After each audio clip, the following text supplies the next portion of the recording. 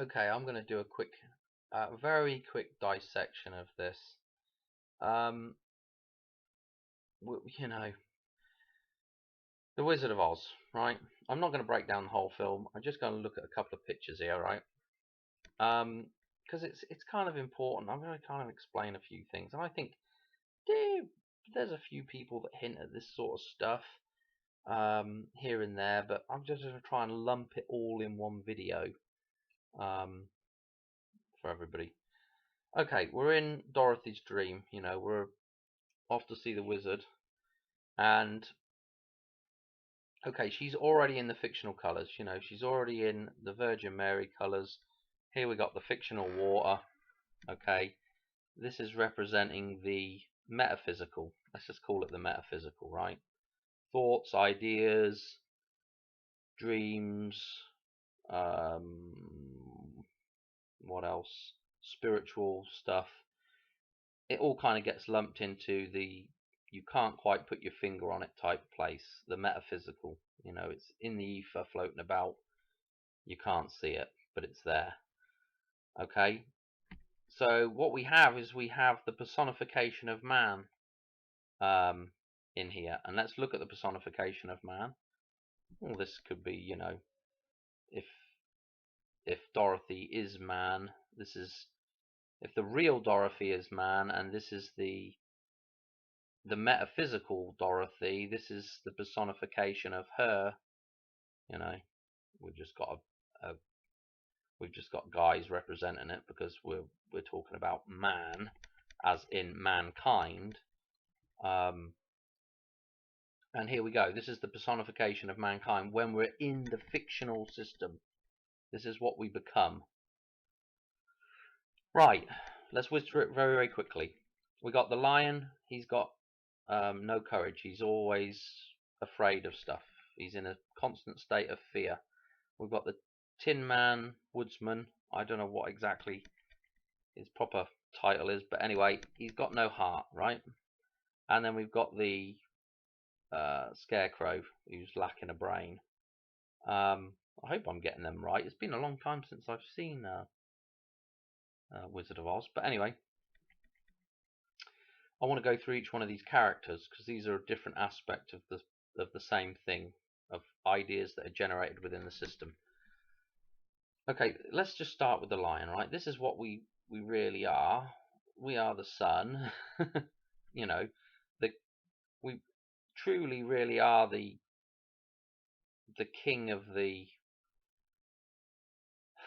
I don't know, the king of the we're at the top of the food chain. This is the lion, right? This is the sun. This is what the representation of the sun would be in nature. The fiery mane here. Top of the food chain, top of the cycle of nature, right? And that's what is right at the center of nature is the sun, right? And that's how we would represent nature as the sun. But this guy here, he's afraid of his own shadow, So this is what the system does to us. It puts us in a constant state of fear. And it also gives us all the things we desire as well.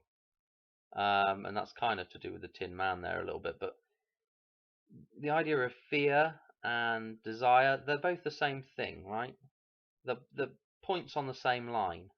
It's just a different way of describing the same line.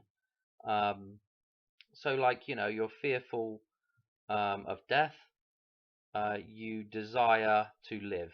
It's the same idea, just said differently. Okay, so that's what we've become. The system creates this fearful lion, right? Constantly putting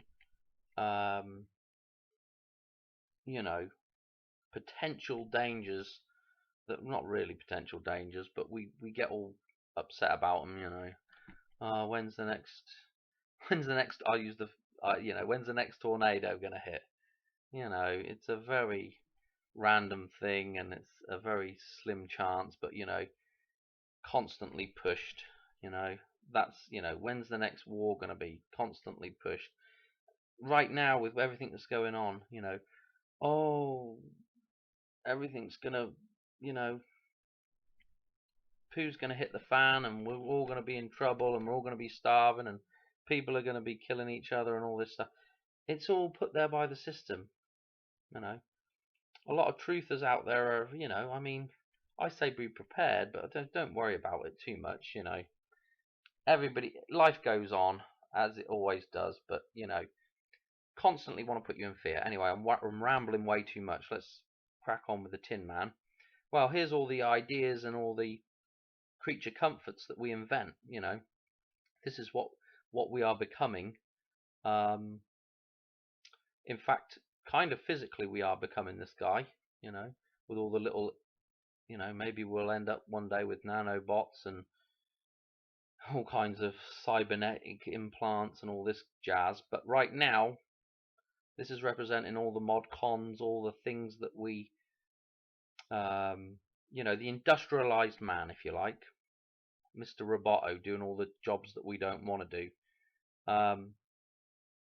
One way or another, it's what we're becoming, and we've become heartless. You know, there is no heart in there anymore. If this is why this guy's at the front, because it's probably the more important out of everything. But this is, you know, this is all the modern conveniences that we create that drives the greed and the desires, you know, in life. And the problem is this guy's lost his balance point. He's got no balance left. He's got no heart. That's what the heart represents. It's the balance point. If he spreads his arms out, it's that you know, the pivot point of the two arms of the balance scale. And that's the heart. You know, it takes the gut reaction, and it takes a bit of sense from up here, and it takes the, you know, the common gut reaction and a bit of sense up here, and it turns it into common sense. Maybe I just made that up. But anyway, you want to look at it. Sometimes the gut, you know, you hear people go with your gut. You know, maybe that idea of saying the gut reaction is sort of, it's a bit like the term love. It kind of gets spread into other ideas. You know, it's a very loose thing. You know, sometimes people would say use your head. You know, and the same idea again. I think where we need to get to is taking this and balancing it right here in the heart, doing what the heart says is the right thing. What else do I get from this picture? Okay, this is super important. This bloody funnel on his head. You know, this is the womb again. This is the martini glass, James Bond's martini glass, the cup of Christ, the flux capacitor, you know, the V of the womb. Here's the birth canal. This is a place where you got to get out of. He's on the wrong side of that. He's in the womb. His head is in the womb. You know, this is the way you come out. You know, you crown this way. And so he's got this thing forming a crown on his head, a corona. That's you know, that's what's controlling you, is the corona. Well, it's actually the moon that's sitting in front of the sun, in front of this thing, and this fiery mane is all that you can see. Again, the corona here, and guess what?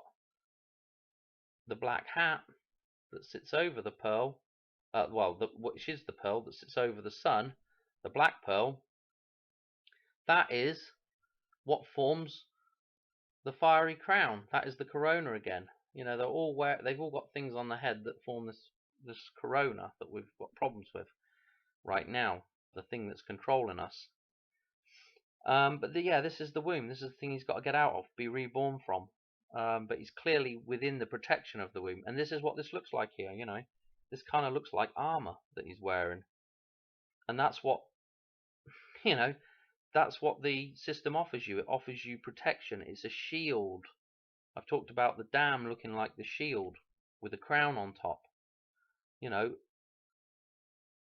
that's what's offering you protection, you know, from the false fears that it gives you.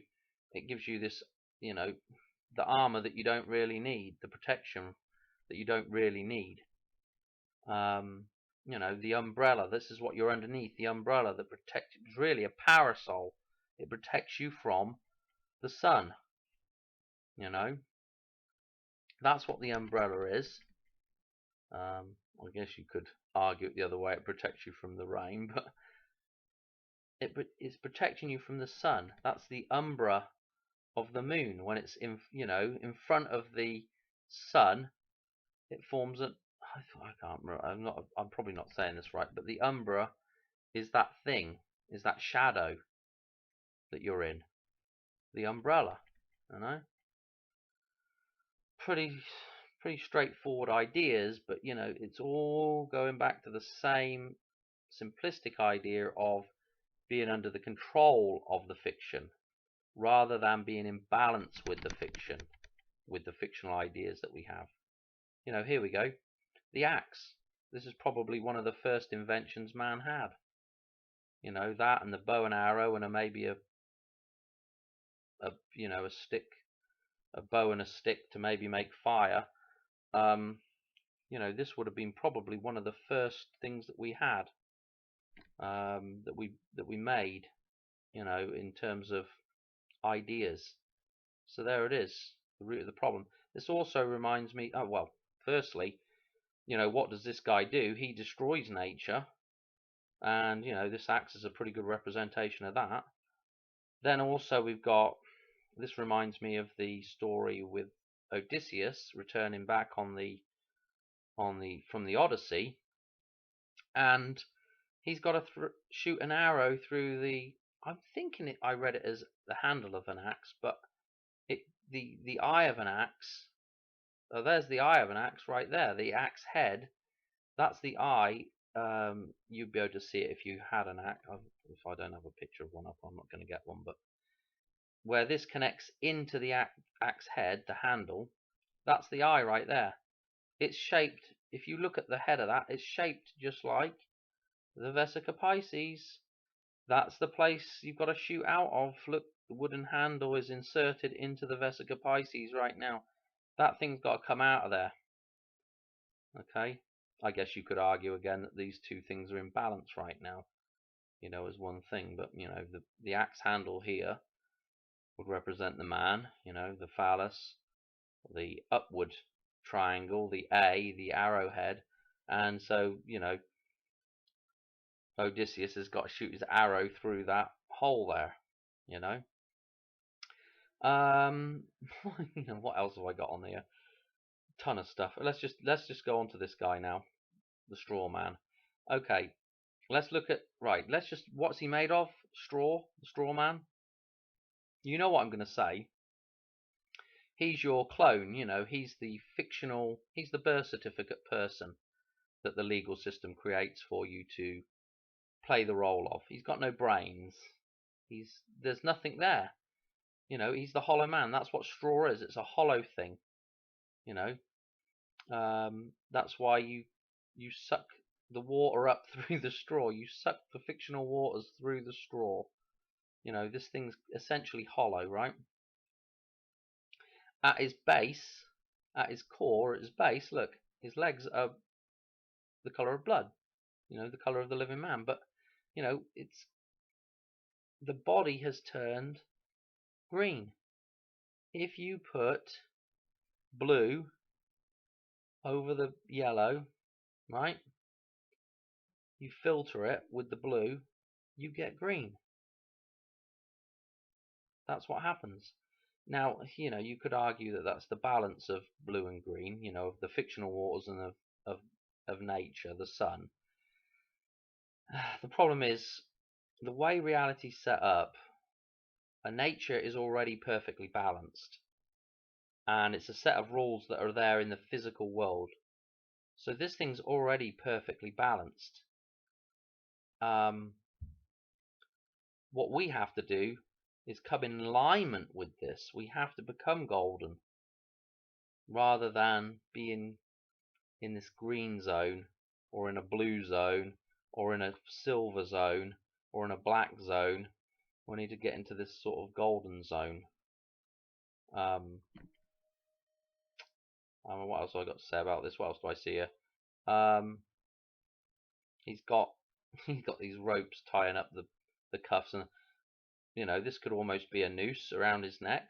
This is what the system does, puts a noose around your neck, and this is almost like the chains and shackles that a prisoner will wear. I think he's got it around his belt area as well. That's, if those were chains, this is what this represents. This rope is the bondage that you're in, with the noose around your neck. What have I missed off of here? I can't think of really anything else. We've already talked about her looking like the Virgin Mary, and of course, again, going back to the straw man with the red at the foundation, the legs. Again, at the end of her legs is the ruby red slippers. All she's got to do is go back to being the living, the blood, being the living person, being the living man, being the living woman, whatever you want to, that's what's got to happen. Oh, I think I can't think what I've missed. I've probably missed something off there, but I just thought I'd do it. I don't even know why I was on this the other day, and I thought, well, you know what? I'll just do a quick video on it. I've got a couple of other videos that I want to do, talking back about, the dam and some dates again, and a bit more on, oh, what was I going to talk about? Oh, a couple of old Super Bowls as well. There's some interesting stuff out there, and of course, I'm going to be picking up on the Corona again. So, with that, I think that's it. Yeah, I'll leave it at that. And I'll catch you on the next one. Hope you enjoyed. Cheers. Bye.